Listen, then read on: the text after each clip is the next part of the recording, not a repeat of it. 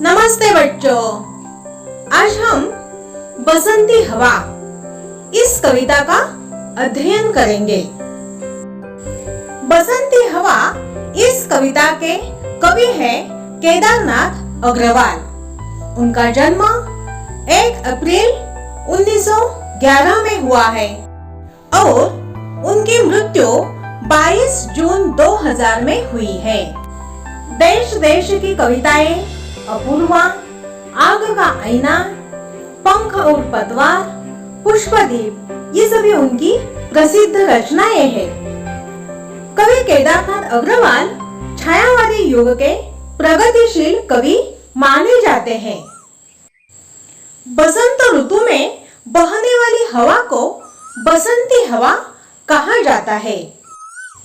बसंत, ग्रीष्म, वर्षा, शरद, हेमंत और शिशिर ये 6 ऋतुएं हैं। इनमें बसंत ऋतु सर्वश्रेष्ठ ऋतु है। सर्दी के बाद ऋतुराज बसंत का आगमन होता है। बसंत ऋतु सर्वश्रेष्ठ ऋतु है। यह ऋतुओं का राजा है, सरताज है।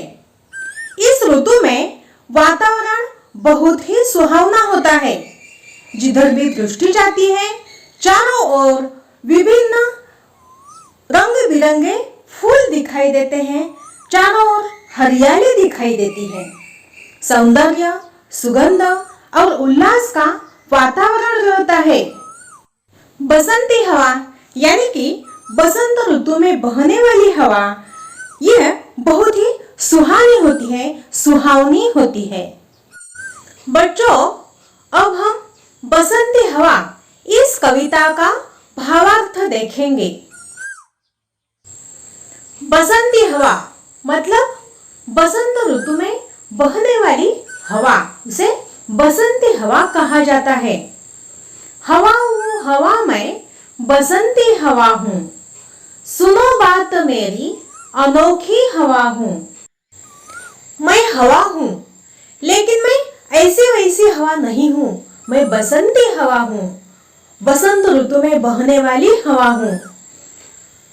मैं सबसे निराली हूँ, मैं सबसे अनोखी हूँ। जो ऋतु सभी ऋतुओं का राजा है, बसंत ऋतु सभी ऋतुओं का सरताज है, बसंत ऋतु। ऐसे बसंत ऋतु में बहने वाली मैं हवा हूँ, मैं अनोखी हवा हूँ, मैं निराली हवा हूँ। बड़ी बावली हूँ, बड़ी मस्त मौला। बावली का मतलब है सीधी सी, सीधी सादी। और मस्त मौला का मतलब है मौनमौजी। बड़ी बावली हूँ, बड़ी मस्त मौला। मैं बड़ी ही सीधी सादी सी हूँ, बहुत ही सीधी हूँ और मस्त मौला है, मनमौजी हूँ।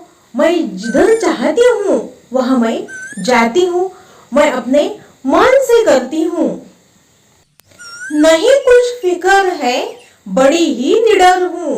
मुझे कोई भी फिक्र नहीं है, मुझे कोई भी चिंता नहीं है और मैं बहुत ही निडर हूँ, मैं किससे भी डरती नहीं हूँ। जिधर चाहती हूँ उधर घूमती हूँ, मुसाफिर अजब हूँ, हवा मैं, बसंती हवा हूँ। मैं बहुत ही निडर हूँ, मैं बहुत ही मस्त मौला हूँ, मनमौजी हूँ और इसलिए मैं जिधर मन मेरा चाहता है उधर मैं घूमती हूँ, उधर मैं जाती हूँ। इस तरह की मैं अजब मुसाफिर हूँ, इस तरह की मैं बहुत ही अद्भुत ऐसी यात्री हूँ। हवा मैं, बसंती हवा हूँ। मैं ऐसी वैसी हवा नहीं हूँ, तो मैं बसंती हवा हूँ। चढ़ी पेड़ महुआ, थपाथप मचाया, गिरी धम्म से फिर चढ़ी आमों पर। ये बसंती हवा अब महुआ के पेड़ पर चढ़ गई है। महुआ का पेड़ यानी कि एक प्रकार का ये पेड़ है। महुआ को मराठी में मोहा से झाड़ ऐसा कहा जाता है। महुआ का पेड़ ज्यादातर उत्तर भारत में पाया जाता है और ये महुआ का पेड़ बहुत ही उपयोगी है, औषधि है। बसंत ऋतु में ये महुआ का पेड़ जो है, ये महुआ का पेड़ लाल रंग का दिखाई देता है। क्यों लाल रंग का दिखता है?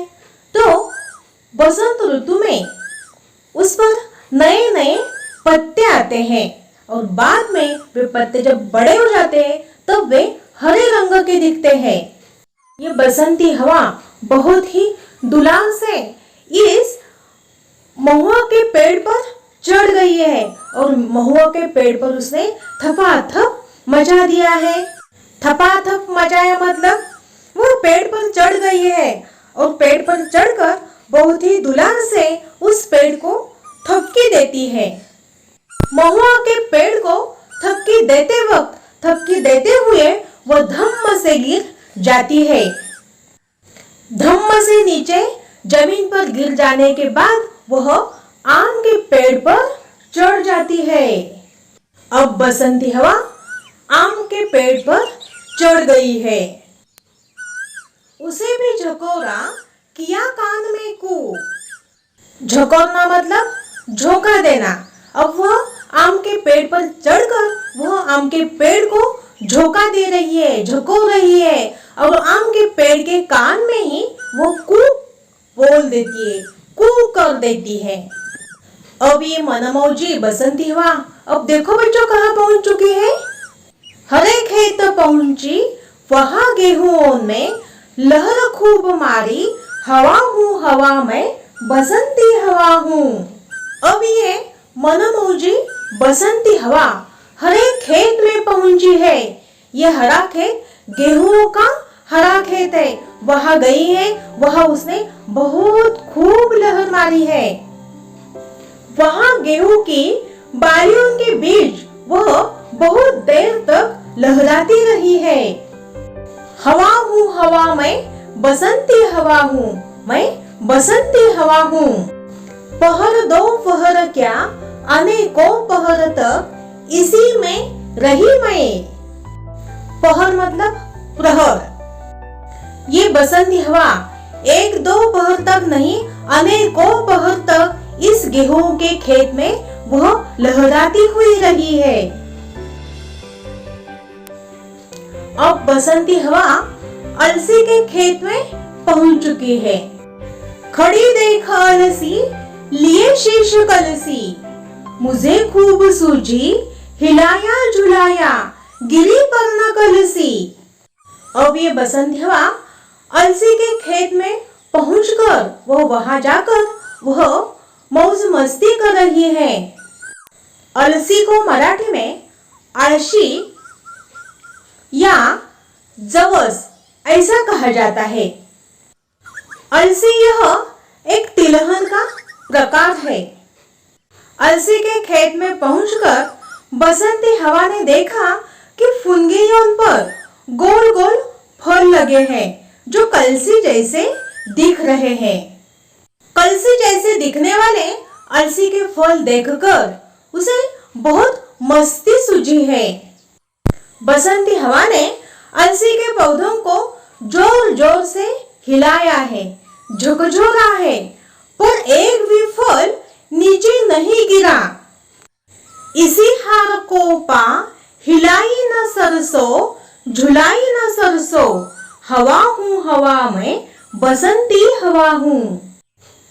सरसों मतलब राई, मराठी में उसे मोहरी कहा जाता है।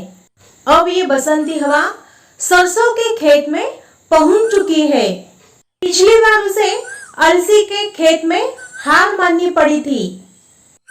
इसी हार को पा हिलाई न सरसों झुलाई न सरसों, और इस हार से निराश होकर उसने सरसों के खेत में जरा भी मस्ती नहीं की है। उसने जरा भी सरसों को हिलाया नहीं है, झुलाया नहीं है। हवा हूँ हवा में बसंती हवा हूँ, इस तरह मैं ऐसी वैसी हवा नहीं हूँ, मैं बसंत ऋतु में बहने वाली बसंती हवा हूँ। इस तरह आज हमने बसंती हवा इस कविता का अध्ययन किया है।